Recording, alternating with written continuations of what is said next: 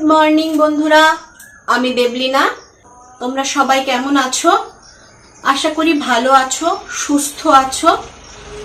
আজ সকাল সকাল আমার ব্লগটা আমি শুরু করলাম, কারণ আমাদের ঘরে রাজমিস্ত্রির কাজ হচ্ছে।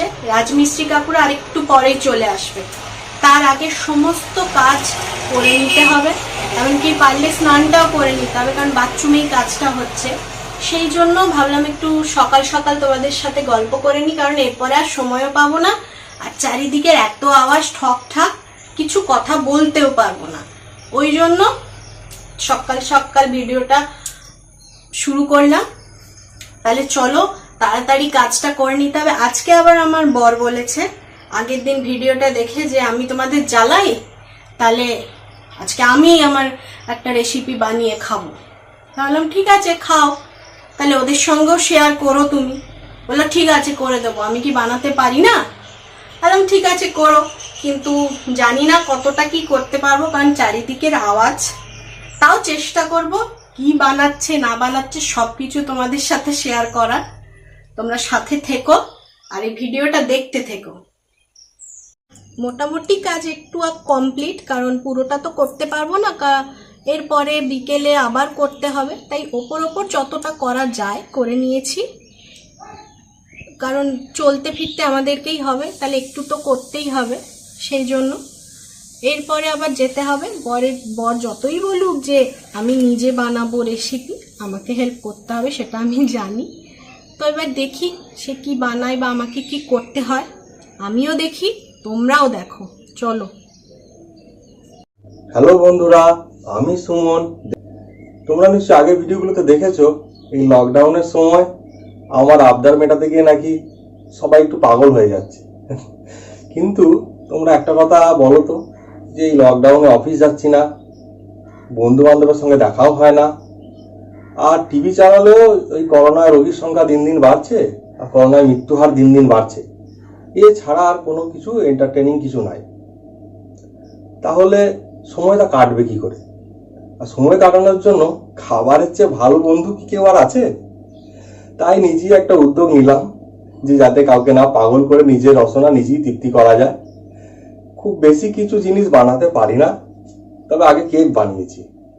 কিন্তু এই জায়গাটা একটা সমস্যা, আমার মেজো ঠাকুমা মারা গেছেন, তাই বাড়িতে মাছ মাংস ডিম খাওয়া হচ্ছে না।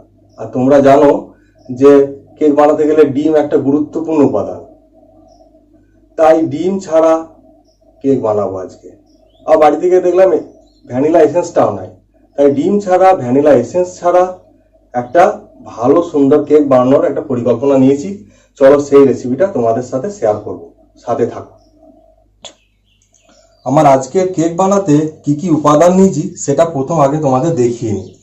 এতে আছে 1 কাপ সুগার পাউডার, এতে আছে হাফ কাপ মতো সাদা তেল, 1 কাপ ময়দা, 1 কাপ বিস্কিট গুঁড়ো, দুটো ছোট বারবনের প্যাকেট গুঁড়িয়ে আমি এই বিস্কিটের গুঁড়োটা তৈরি করে নিয়েছি, 1 কাপ দুধ, 1 চামচ বেকিং পাউডার, হাফ চামচ বেকিং সোডা। চলো তাহলে কেকটা বানানো শুরু করি।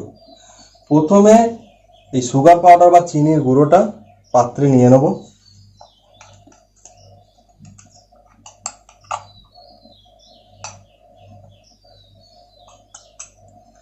তার মধ্যে যতটা তেল নিয়েছিলাম, মানে হাফ কাপ তেলের অর্ধেকটা আমি এতে দিয়ে দেবো।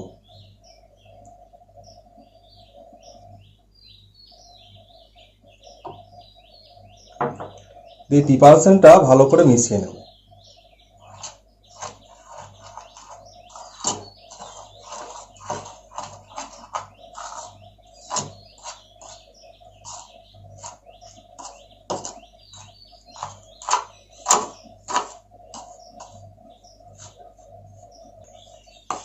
এটা আমার ভালোভাবে মিশে গেছে, আমার ভালোভাবে মেশানো হয়ে গেছে। এবার এর মধ্যে এই 1 কাপ ময়দা ছিল সেটা দিয়ে দেবো,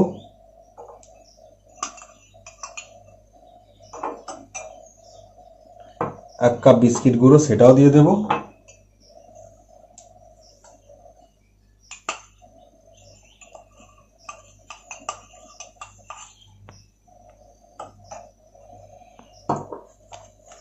1 চামচ বেকিং পাউডার, আর হাফ চামচ বেকিং সোডা ছিল সেটাও দিয়ে দেবো। দিয়ে মিশ্রণটা ভালোভাবে আগে মিশিয়ে নেব।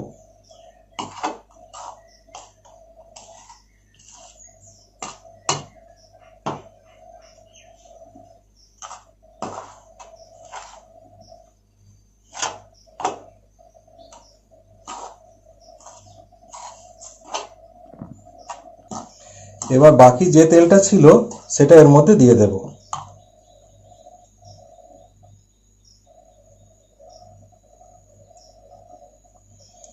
আবার একটু ভালোভাবে মিশিয়ে নিই।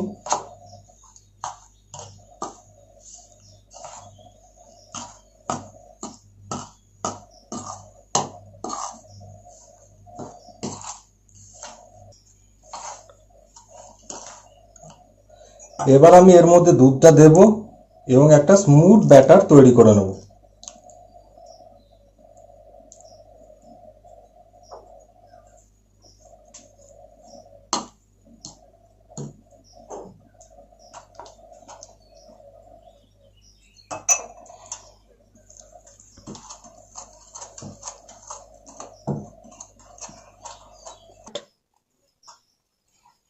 মিশ্রণটা আমার মোটামুটি রেডি হয়ে গেছে।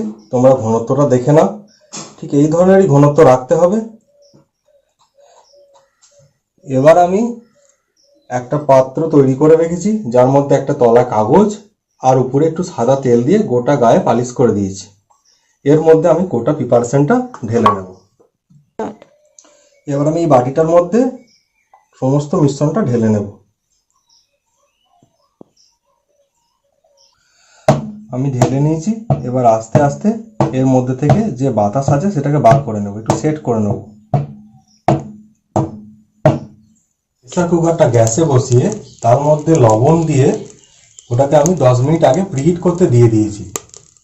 এবার তার মধ্যে আমি স্ট্যান্ডটা বসিয়ে বাটিটা বসিয়ে দেব।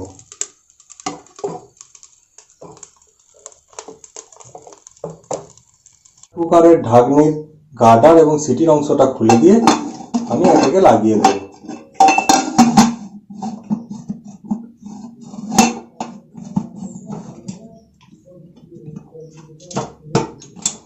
এবং লো ফ্লেমে আমি এটাকে আধ ঘন্টার জন্য ছেড়ে দেব।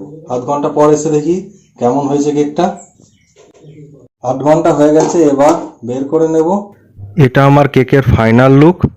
বাড়িতে যা কিছু ছিল তাই দিয়ে মোটামুটি সাজানোর চেষ্টা করেছি। আমার তো দেখতে ভালোই লাগছে। চলো খেয়ে দেখি কেমন লাগে, তোমাদের সঙ্গে শেয়ার করছি। চলো দেখো বন্ধুরা, কেকটা খুব স্পঞ্জি হয়েছে। আর একটা জিনিস বিশেষ করে দেখো, আমার নামে দোষ হচ্ছিল যে আমি নাকি একটু বেশি বায়না করি, আবদার করি। সবাই ঘরে বসে আছে এবং সবাই আমার বানানো কেকটি খুব আনন্দ সহকারে এনজয় করবে, কিন্তু দোষ আমার। বানালে খাবো না? তা বানাতে এত কষ্ট কেন? এই লকডাউনের সময় তো 2-1টা বানাতে বলছি নাকি? তা রোজ রোজ বানাতে ভালো লাগে না। তুমি বানিয়ে কতটা কষ্ট হচ্ছে, কাল বানাবে? আমি একটাই জানি, একটাই বানাই। তোমরা অনেক অনেক জানো, অনেক অনেক খাওয়াবে, আমি কি বলবো। চলো আমরা খাই, দেখি কেমন টেস্ট হয়েছে। দেখতে ভালো তো হলে হবে না? এত ভালো দেখতে যে টেস্ট হবে না নাকি?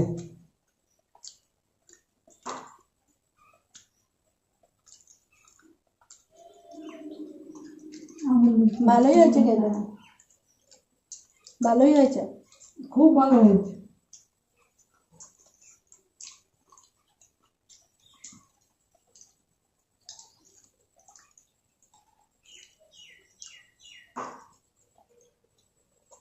তোমরাও বাড়িতে ট্রাই করো, সত্যি ভালো হয়েছে। বোঝা যাচ্ছে না ডিম নেই। আর রেসিপিটা কেমন অবশ্যই জানিও, আর কেকটা খেয়ে অবশ্যই জানিও কেমন খেতে লাগলো।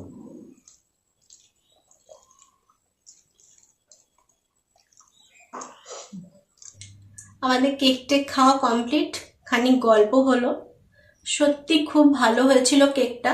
আমি বুঝতে পারিনি আমার বর এতটা ইনোভেটিভ, সব কিছু মিলিয়ে যে এত সুন্দর একটা কিছু বানিয়ে ফেলবে আশা করিনি। তবে আমি বিশেষ কিছু হেল্প করিনি, যা যা জিনিস বলেছে আমি সেগুলো শুধু বের করে দিয়েছি, কারণ ও তো সব জানে না কোথায় কি থাকে। বাকি পুরোটাই ও নিজে করেছে। তো এখন করেছে, আবার ভালো হয়ে গেছে, এটা একটা ভীষণ বিপদের জিনিস হয়েছে। কিছু বলতে গেলেই এখন কথা শোনাবে। আমি কি কিছু পারি না?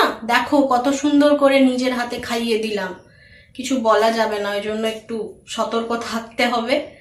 তোমরাও ওই একই প্রসেসে ট্রাই করে দেখো, সত্যি ভালো হবে খেতে। একটু বোঝা যাচ্ছে না যে ওর মধ্যে ডিম নেই। ছোটবেলায় ও নাকি সব ফ্লেভার আনার জন্য দুধের মধ্যে এরকম বিস্কুট মিশিয়ে দিত, সেই থেকে ওর বুদ্ধি এসছে যে তাহলে কেকটাও বানানো যাবে। ভ্যানিলা নেই তো কি হয়েছে, চকলেট কেক বানিয়ে ফেলি। তো ভালোই, সত্যি বুদ্ধিটা খুব ভালো, কাজেও লেগে গেছে। তোমরাও বানিয়ে খেয়ে জানিও, অবশ্যই জানিও, কারণ ও জানতে চেয়েছে যে তোমাকে কে কি জানাচ্ছে আমার কেকটা বানিয়ে খেয়ে, সেটা জানিও। আমি যাতে জানাতে পারি সেজন্য তোমাদের কমেন্ট খুব জরুরি। আজ তাহলে এইটুকুই থাক। তোমরা সবাই ভালো থেকো, সুস্থ থেকো, নিজেদের খেয়াল রেখো। আর যদি আমার ভিডিওগুলো ভালো লাগে তাহলে অবশ্যই লাইক, কমেন্ট, শেয়ার করো, আর অতি অবশ্যই সাবস্ক্রাইব করো। টাটা।